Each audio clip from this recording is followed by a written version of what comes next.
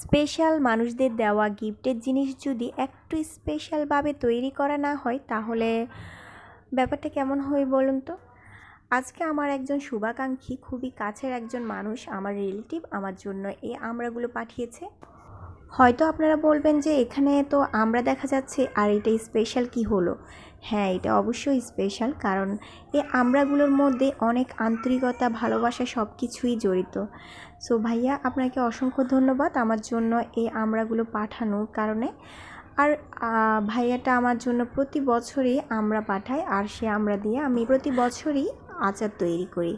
So viewers, চেষ্টা করি আপনাদের সাথেও শেয়ার করতে, তাই স্পেশাল জিনিসটাকে আমি আজকে চেষ্টা করলাম যে আপনাদের সাথে শেয়ার করি এবং এটাকে স্মরণীয় করে রাখি। সো ভাইয়াকে আমি অসংখ্য ধন্যবাদ জানাচ্ছি আমার এই ভিডিওটির মাধ্যমে। সো ভিউয়ার্স, আজকে আপনাদের সাথে আমি আমড়ার আচার তৈরি করে দেখাবো। আর দেখতেই পাচ্ছেন আমড়াগুলোকে আমি খুব ভালোভাবে ধুয়ে পরিষ্কার করে নিয়েছি এবং খোসা ছাড়িয়ে নিয়েছি, এবং দেখতেই পাচ্ছেন আমড়াগুলোর মধ্যে আমি লবণ অ্যাড করছি। আমড়াগুলোকে সেম এইভাবে টুকরো টুকরো করে নিব এবং এর মধ্যে লবণ আর গুঁড়ো লাল মরিচ অ্যাড করব। লাল মরিচ অ্যাড করার পর এই সবগুলো উপকরণ খুব ভালোভাবে মেখে তারপর একটা সাইডে রেখে দিব। চাইলে এই অবস্থায় আপনারা একটু রোদে শুকিয়ে নিতে পারেন, সেক্ষেত্রে টেস্টটা অনেক ভালো আসবে, অর্থাৎ আচার তৈরি করার পর অনেক ভালো টেস্ট আসবে। সো আমি কোনো রোদে দিচ্ছি না, আমি জাস্ট এই প্রসেসে আমরা আচার তৈরি করে ফেলবো। আচার তৈরি করার জন্য আমি একটা বড় প্যান নিয়েছি এবং এর মধ্যে আমি সরিষার তেল 1.5 কাপ পরিমাণ অ্যাড করেছি। আমড়ার পরিমাণ বুঝে আপনারা সরিষার তেলের পরিমাণটা বাড়িয়ে অথবা কমিয়ে দিবেন।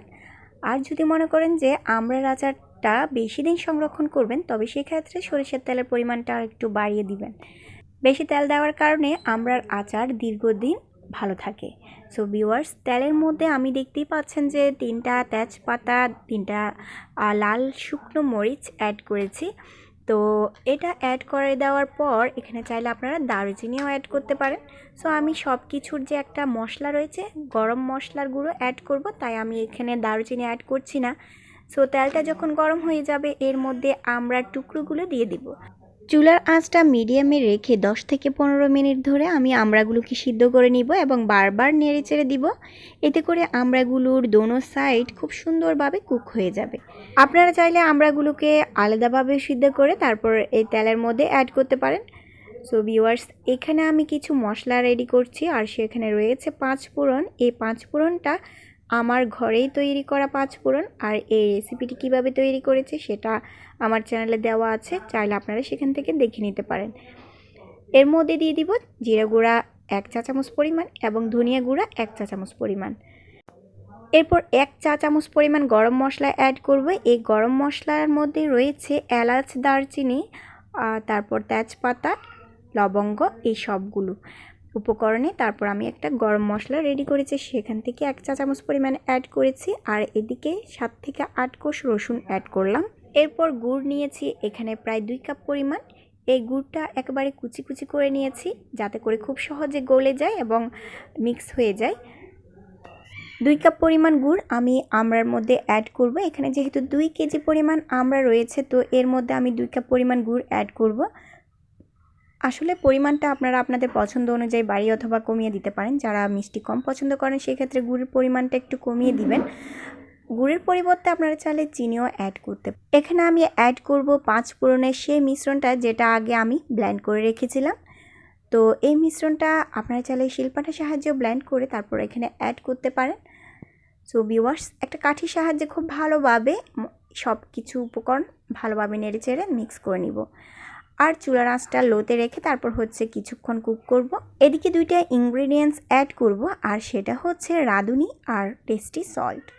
রাঁধুনি এখানে আমি 2 টেবিল চামচ পরিমাণ নিয়েছি এবং এটার মধ্যে আমি প্রায় হাফ কাপ পরিমাণ পানি দিয়ে তারপর এটাকে মিক্স করে 30 মিনিটের মতো রেখে দিব।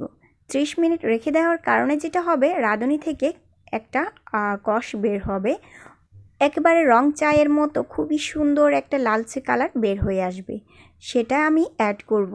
এই রাঁধুনিগুলো কিন্তু আমি আচারের মধ্যে অ্যাড করব না, জাস্ট রাঁধুনির যে রংটা রয়েছে সেটা অ্যাড করব। আর এদিকে নিয়েছি আমি বিট লবণ।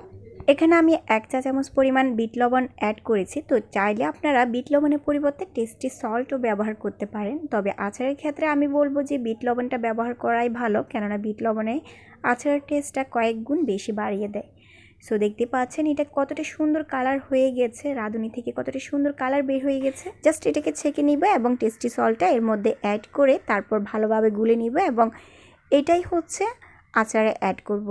এটা খুবই গুরুত্বপূর্ণ। এই জিনিসটা অ্যাড করার কারণে আচারের টেস্টটা অনেক অংশে বেড়ে যায় আর আচারের স্বাদটা মানে কয়েক গুণ বেশি বেড়ে যায়। এটা অবশ্যই দেওয়ার চেষ্টা করবেন। রাঁধুনিটা আমাদের হাতের নাগালে, কম বেশি সবার হাতের নাগালে থাকে, তো চেষ্টা করবেন এই রাঁধুনিটা অ্যাড করার জন্য।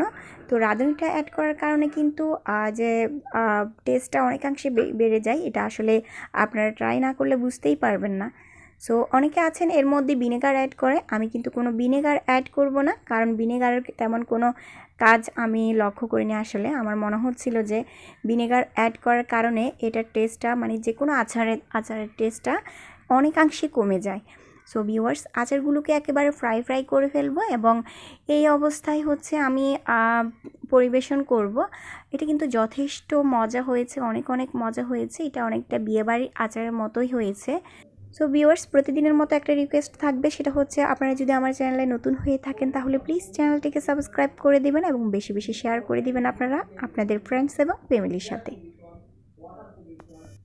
আমার বাচ্চারা এবং আমার হাজব্যান্ড এই আচারটা এত বেশি পছন্দ করেছে, এটা আসলে বলে বোঝানো যাবে না।